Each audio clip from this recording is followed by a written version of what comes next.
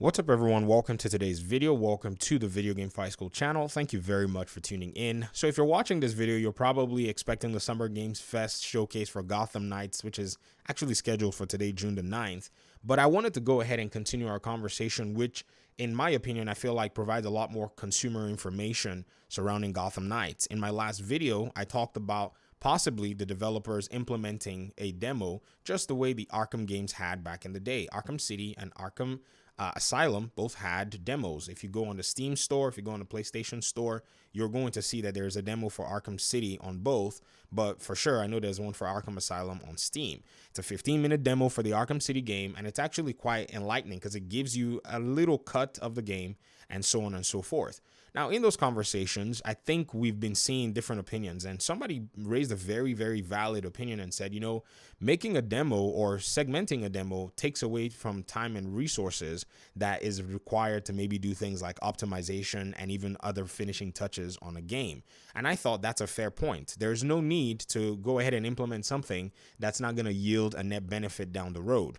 But nonetheless, even though this is something that, you know, the developers may or may not have the resources to put together, there are ways that consumers are protected within gaming. And most of the gamers that are in our ecosystems know this, and some don't necessarily do. So what we're going to do is we're going to look at refund policies that are offered by the different store platforms and how they work. And you as a consumer will know exactly how you want to approach or purchase and play Gotham Knights. Now, one of the really cool things about the refund policies is I think they're actually pretty fair. And one of the best refund policies that's actually available here in the industry is that of Epic Games and then that of Steam. I think both of them are very similar, and I'm going to go ahead and I'm going to show you both of them, and we're going to just kind of walk through them very fast. So the Epic Games refund policy has a lot of different information to it, but the main thing that you need to basically pay attention to is your games and product refunds, which is basically you can get a refund for around 14 days of purchase, and that's for games and products that are eligible. And I'll explain this for you guys that may be wondering what products are these. Now it says, however, you must have less than 2 hours of runtime on record. So you must make sure that you've only played the game for less than 2 hours. Anything more, you're not getting that refund. I can give you that as a certainty. I remember Godfall when it came out. I just left the game fired up. I didn't even play up to 2 hours. I didn't even play up to 2 hours of the game. I just left it running, and I did not get my refund till date. My $59 that I spent, or however much it was when it came out, is still a stain on my own intelligence because I should have known better to shut down the game. And when I played it and I didn't like it, it should have been an instant refund right there. But I didn't do that, and I did not get my refund. But I can tell you that they honor this as long as you stick to this particular policy. In the case of Steam, Steam also does the same thing, very similar. You can also, request a refund within 2 weeks of purchase and with less than 2 hours of playtime. And this applies to games and software applications on the Steam store. Now, they also have an overview and everything. I can tell you for sure with Steam, they've been very fair. There are many games I've played. I've actually requested refunds when I wasn't certain, and I played maybe 20, 30 minutes and I was like, I don't like this. And the refund was almost without question. There is, however, one time I bought Dead Space. It was on sale for like $5, and I didn't even bother playing it because I found out that on the Origin store, EA's Origin store, it was cheaper, and then I forgot to do the refund within the 14-day window on Steam, and they did not give me my refund back, because even though I didn't even play the game. So you have to make sure that you pay very close attention to this. Now, this is the most liberal of refund policies that's available out here in the industry. I mean, there is no doubt that as gamers, we would like to see much more interesting and fair policies sent around the board.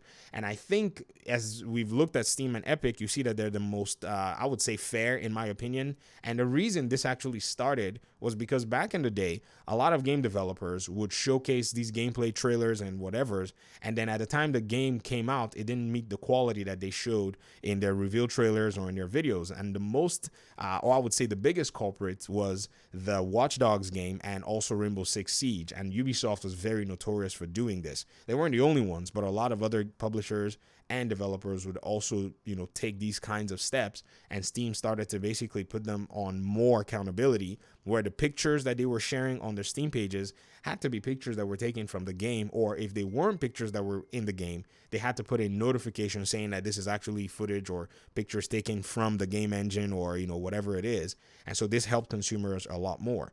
Now, for those of you that may be playing on console, I know you're probably curious, like, okay, what does the console refund policies look like, and how am I protected, or how does that favor me or not? Now, the strictest one that I've seen is PlayStation.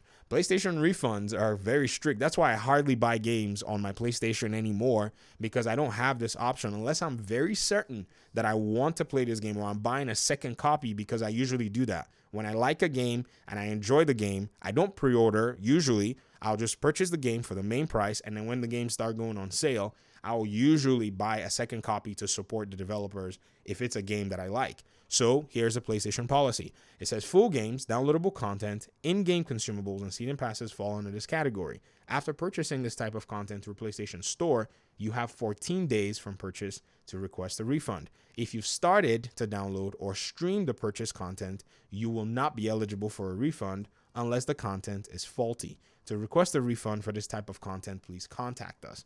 Meaning you're going to fight in circles before these guys give you your money back. I mean, PlayStation is rough. You have to think about your decision if you're going to purchase a game. For those of you who may have both PlayStations and Xboxes, and maybe you have the new gen on both, and you're wondering, where am I going to play Gotham Knights? This is very important for you to pay attention to, because here on the Xbox store, they actually make their requests known, and there seems to be a slight level of flexibility. And it says, we understand that sometimes purchase of digital products don't go as planned. And it says, when that happens, we'll help you request a refund. Refunds are typically issued for requests meeting the following criteria. The requests are made within 14 days of the purchase date, and requests for games in which you haven't accumulated a significant amount of playtime. And so this is very, very important. And I wish I knew this policy, because as much as I'm informing everybody, I wish I knew. So I've been wanting to, purchase Sekiro on PC, but it hardly came on sale whenever I was ready. So I basically folded and bought it on the Xbox, and it's not really favorable to me because I can take my gaming laptop with me. My Xbox just stays stationary. But I didn't know when I bought the game on Xbox, it then went on sale on PC. But I did not know that I would have been eligible for this particular refund. But now that 14 days has expired, and I'm not buying Sekiro on PC just yet. I have to beat that Xbox One, and then if I like it enough, then I might purchase it on PC. So going into Gotham Knights, I think this is enough information to pretty much arm yourself with, just so that you're in a place where you don't feel like, okay, I'm not going to be getting my money's worth. I think you're going to get your money's worth with Gotham Knights. I just feel like, having more information and more details is what everybody needs. Just arming yourself with the information that's consumer friendly and being able to make the decisions that you feel are going to favor you. So looking forward to Summer Games Fest. If they have a demo, great. If they don't have a demo, there are options for those who may want to play on console as well. And if you have a console and a PC, you already know how you're going to run it. Now, one final fact, it's a fun fact that I like to cite here, is a speedrunner named Lil Aggie. So he has a speedrun for Sekiro where he actually challenges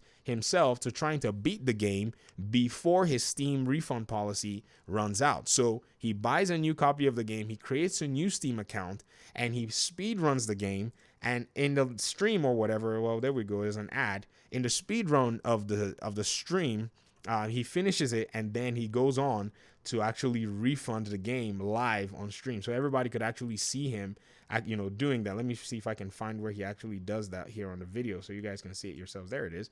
And he basically goes ahead and requested a refund, and that was actually pretty cool. 112 minutes, with some time to spare. So this is basically what speedrunners do, and I'm sure no one's mad at him because he's somebody who's probably generated a lot of sales leads for the game. This video by itself has over 3 million views, and all of his Sekiro speedrun videos alone probably have dozens of millions of views. And so that's pretty much how, we go with all of this stuff. It says we've issued a refund to your provider, blah, blah, blah, blah, blah. So it worked out. Anyways, I'll get out of your hair. Talk to me in the comment section, and hopefully we'll talk pretty soon. Peace out.